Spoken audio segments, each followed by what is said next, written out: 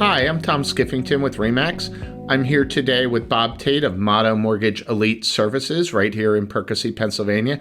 Welcome, Bob, and thank you for coming. Thanks, Tom. Very much appreciate you having me here today. Okay, I have a question for you. What are the challenges home buyers would have with their loan application or applying for their mortgage? It's a great question.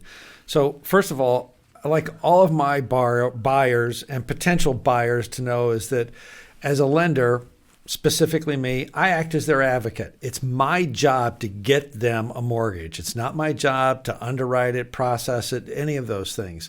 So accordingly, every borrower has three challenges. Do they have an income challenge? Do they have a credit challenge? And do they have a liquid asset or down payment challenge?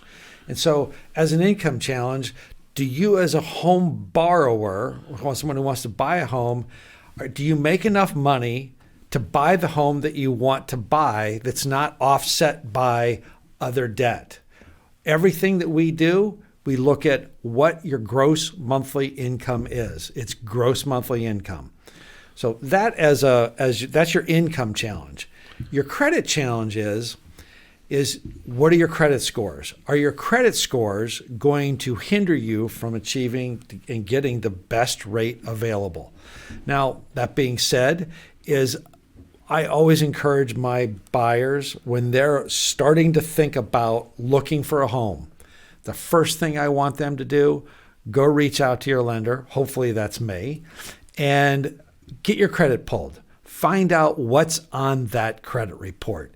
Do you have challenges? Do you have 30-day late, 60-day late, 90-day late that's going to drive your credit score down? Do you have collections that might hinder you? Do you have judgments or other things that if we start to fix them, it's like time heals all wounds adage. The longer you get away from, that type of thing, the better your credit scores.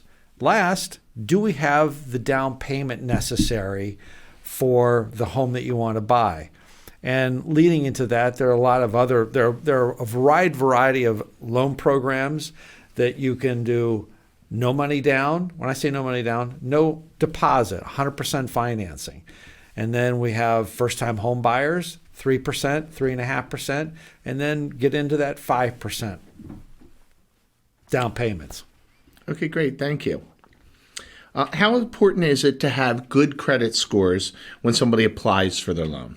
It's really important. The credit scores impact your everyday life. And what you want to make sure that you're doing is that you're buying a home for the long term, and you want to make sure that when you go to settle, you're getting the best possible rate you can possibly get. Now, as a lender, we can do credit scores. We can loan money down to people with 580 credit scores. The best credit score you can get is 850. That's like a unicorn. No reason to get to 850. Ideally, you want a 740 median credit score, or what we call FICO scores. That's the ideal above that rate. And that's where the best rate's going to be. That's where the best rates are going to be. Thank you. Yes. Okay. Thank you. Are there any advantages to getting your score at 800 or above? No. That's chasing something that's not going to help you in the slightest. The only thing that it might help you with is if you have a derogatory, you forgot to pay something. If you have like an 800 credit score, it won't drop your median credit score down below that 740. So 740 is the goal and the key to where you really want to be. Yes. But you can loan down to 580. What about like FHA and all them? Are they basically the same scores? Great question. So based upon your credit scores, based upon your debt to income ratio, based upon those three challenges, how much money you have to put down, when I'm taking someone's loan application, I'm looking at all of those programs. And after we're done, it's interesting because I typically know more about somebody than they do themselves. Right.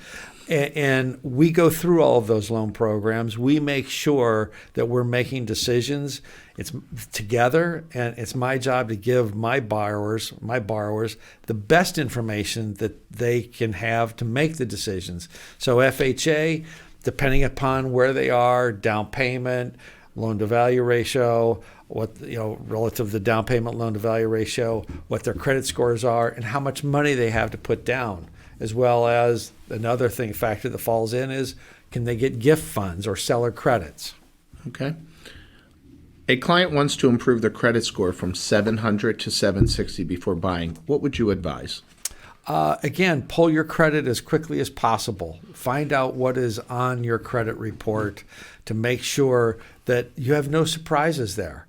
50% of the time when I'm working with one of my clients, there's a surprise. They don't know. I did a loan last week.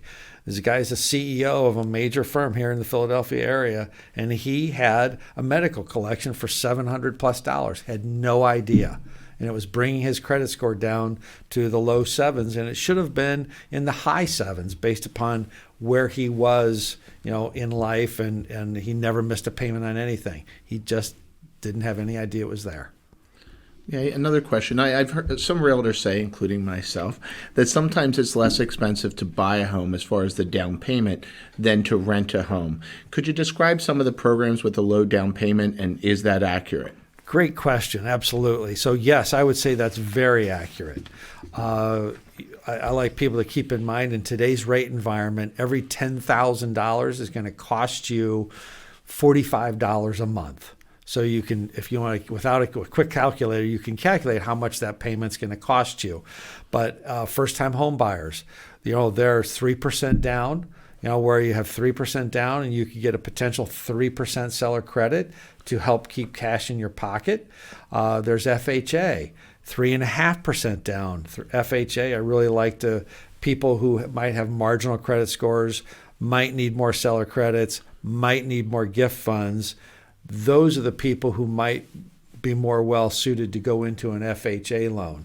Obviously, even in an FHA loan, if you have low credit scores, your rate is going to go up significantly. You're not going to get the best rate available, or as what we call in the business, top tier pricing.